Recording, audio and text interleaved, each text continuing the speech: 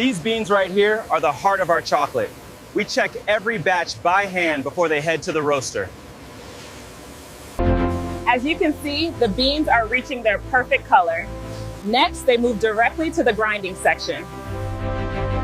As you can see, the freshly roasted beans are ground into a fine paste, which is then refined in these massive tanks behind me. This is where we combine the rich liquid cocoa with the perfect balance of milk and sugar, creating that signature creamy texture. This is where we refine the chocolate. The rollers ensure it's incredibly smooth before it moves on to the tempering machine over here. This is where the magic happens.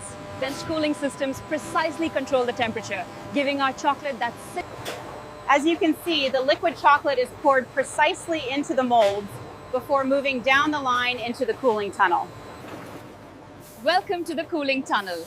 This is where the chocolate bars harden before moving on to packaging. From the moment the chocolate cools, our process ensures every bar is perfect. It's this precision that guarantees the luxury experience.